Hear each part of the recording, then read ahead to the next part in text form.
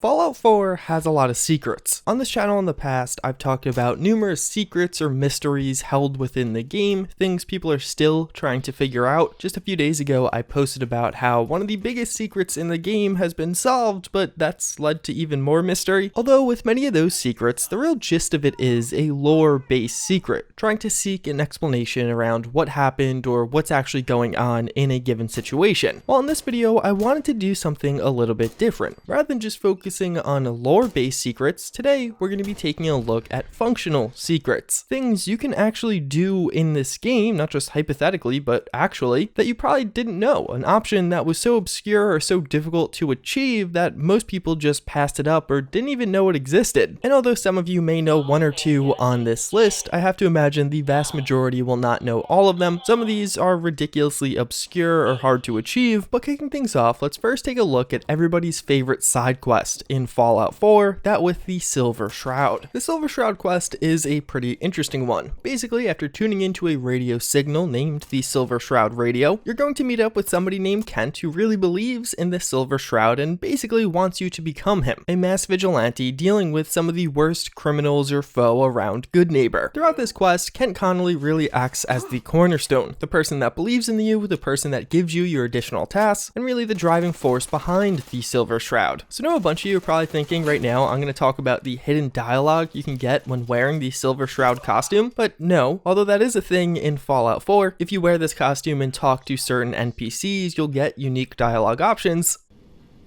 Unmask yourself, Mechanist, and stand ready for judgment.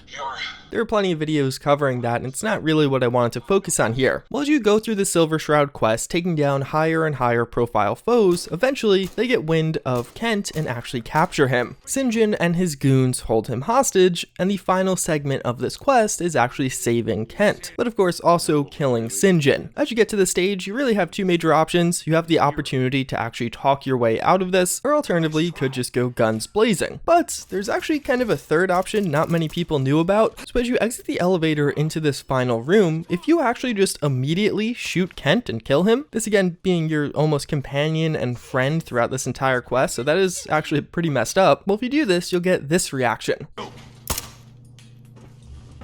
Can't keep doing this forever. Jesus!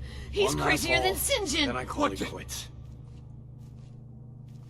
You get a totally shocked and speechless St. John. His guards or goons think you're even crazier than their leader, and from here you have a few dialogue options. You can make it so the goons will actually turn on St. John if you pass a speech check, but if you do this action in general, no speech checks required, all the goons won't actually attack you. They're just going to run away from you because they think you're terrifying. You'll still have to fight St. John, but now that he is kind of astonished, it is a much easier fight. And oddly enough, even though morally this is probably the worst possible outcome, as far as the easiness of finishing this quest goes, especially on something like survival mode, this is without a doubt the easiest outcome possible. You disarm a few enemies with no skill checks required, just actually killing one other dude. But diverting from that, somebody who's kind of similar to the Silver Shroud, also we do have the Mechanist. The Mechanist quest and questline was actually the first DLC to Fallout 4, and it was a pretty interesting one, having to go from location to location, crafting some robots along the way, but eventually this leads to you actually breaking into the old Robco building, which happens to be the Mechanist's lair. So if you've never played Fallout 4 on survival, maybe this doesn't really stand out to you too profoundly, but on survival mode, clearing through this lair is ridiculously difficult because there's just constant waves of enemies and it's really hard to keep track of all of them. So this may give you a little bit of an alternative with that. As you actually break into this lair initially, there's this weird master tier terminal. It's placed right next to an elevator. You could actually hack this terminal. Most people probably think, oh, it's an alternate route, it'll just give me access to that elevator, but after passing that check, you find no, it actually requires further authorization, as you can see listed on this terminal. So it seemingly was all for nothing, maybe a piece of cut content or something. But naturally, as you're seeing it in this video, no, there actually is something you can do here. As you progress throughout this facility, occasionally you're going to find holotapes by heads of departments. These are actually pretty typical.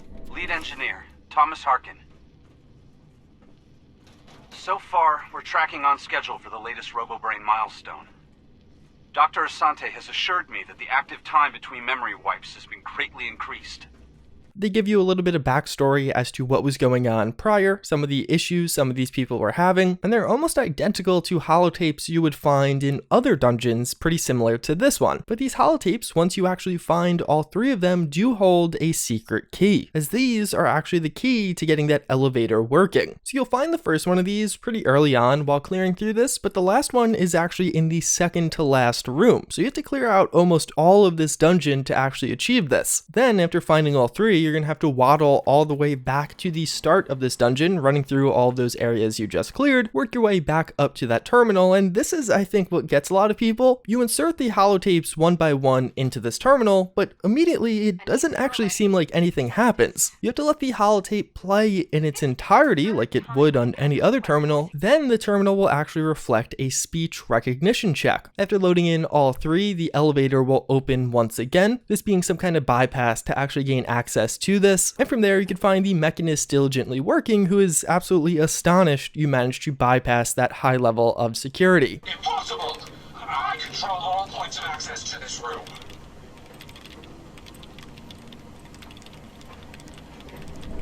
You underestimated me. A regretful miscalculation. You bypassed the pinnacle of pre-war security systems. I can see you're no common criminal. Perhaps we can reason this out. Let us discuss this amicably. But then after that unique dialogue, it is kind of reverting to just how you typically would interact with the Mechanist at the end of this quest. Although of course by doing this, you don't actually have to deal with the final room of the Mechanist, which can prove to be the most difficult again on survival mode. With this one, I'm not sure it's actually better. Although you avoid the final room, you still have to clear out the rest of that dungeon, but even further, you have to run all the way back to the start of it, which does take a decent amount of time. The mysterious serum is, well, a mysterious item in Fallout 4. You actually get this by doing the Cabot House questline. It's an interesting item in that you can get multiple of these, but only one at a time. Like if you have one on your character, even back at your workshop, Cabot won't give you another one until you actually use that other one. Although totally separate from this, in Far Harbor, you might know Andre. Andre is a sickly dude that you can try and fix up that you do find laying in a bed. An interesting interaction with him, if you don't actually tend to him fast enough, he'll just die and there won't be anyone on this bed anymore. But, and you're probably connecting the dots here, while curing Andre, if you happen to have a mysterious serum in your inventory, you could actually use that as one of the potential cures. Although this can be pretty costly. If you decide to use the mysterious serum this way, it doesn't seem like you'll actually be able to get any more by Cabot. So a relatively minor interaction, but definitely a cool one by Bethesda, taking one of those relatively obscure items you find in the base game of Fallout 4 and actually giving it usage and functionality in Far Harbor, just giving a little bit more merit as to why Far Harbor is one of the best DLCs for Fallout 4. For a lot of people, when you actually begin Fallout 4 climbing out of Vault 111 for the first time, one of the very first things you do is actually run to Sanctuary and meet up with Codsworth. In my initial playthrough and in numerous of my subsequent playthroughs, this is how I spent those first 5 minutes. He actually is a pretty good companion right off the bat. But what if you didn't do that? What if you just left Codsworth there, played through the rest of Fallout 4, made your way all the way to the Institute, made some decisions around Sean or Father, although really his fate is kind of sealed one way or the other, and somehow during all of that never stepped foot in Sanctuary. A lot of people probably don't think that's possible, but you can just totally ignore the Minutemen. Just go directly to some of the other factions, do their quests, and then beat the game that way. Well, as you probably guessed, again by the title of this video, this too gives you some unique dialogue. Typically when interacting with Codsworth, he'll ask you what happened to your wife and to your son. You'll have answers for your wife because, well, you witnessed her murder, but with your son, Codsworth typically just insists, hey, let me tag along to help you find him. But if you've already met Sean and gotten his backstory, you could explain to Codsworth what exactly is going on with him also. And young Sean, what of your son? Have you heard of the Institute?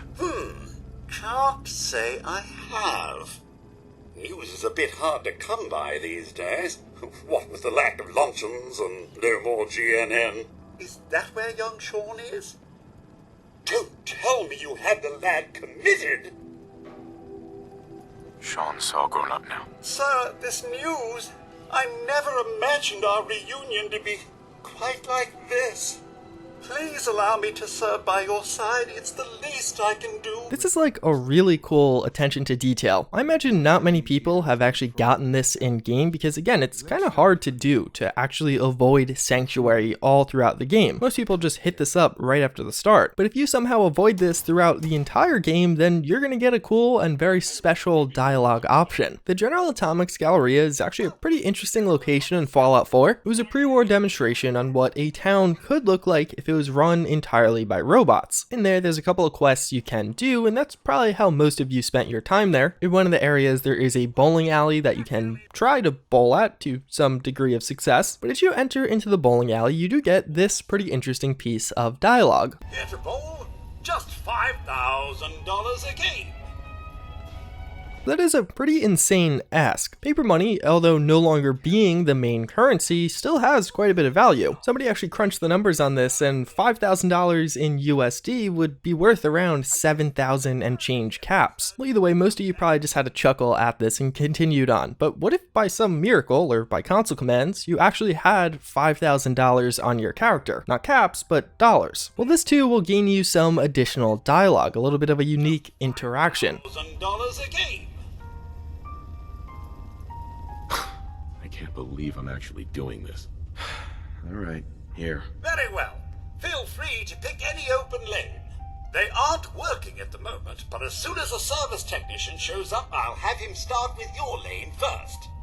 Unfortunately, it seems like even though Bethesda kind of thought about this and added that nice little attention to detail, it kind of stops there. No robots ever come along to help you play this game. I think it actually would have been really cool if something different occurs here. And in fact, if you go back to that robot, he's going to ask for another $5,000. And this time, since you already gave him the first $5,000, you probably won't be able to satisfy him. But either way, yeah, that's a look at 5 hidden or secret options you have in Fallout 4. A lot of these being focused around unique or different dialogue that you probably didn't know the steps to get. And yeah, hopefully you found this video informative. It is still pretty crazy even 4 years after release. I am learning a lot of new stuff about this game, things I just didn't know you could do. I do want to give one disclaimer though for one of the clips that was a little bit different than the rest. Naturally, filming this video took a while because in order to get these unique interactions, I basically had to play through all of the vanilla quests. Like I had to do all of the quests in the robot DLC to get to the final stage of the robot DLC, but for the unique codsworth interaction, I actually used somebody else's clip. This is not because I'm super lazy, I guess I'm kind of lazy, but I actually did play through much of Fallout 4's main story to get to that point. But when I actually did get to that point after meeting Father and finding out some of his backstory, I believe some of the mods I was using actually messed up his dialogue, so it would never pop up for me, with the only other option being to literally start a new playthrough and beat the game. So yeah, but either way, again, hopefully you found this informative. It was a lot of fun to make. I think it's definitely an interesting video. But with that, as always, again, I thank you for watching. I hope you enjoyed this one, and I hope to see you all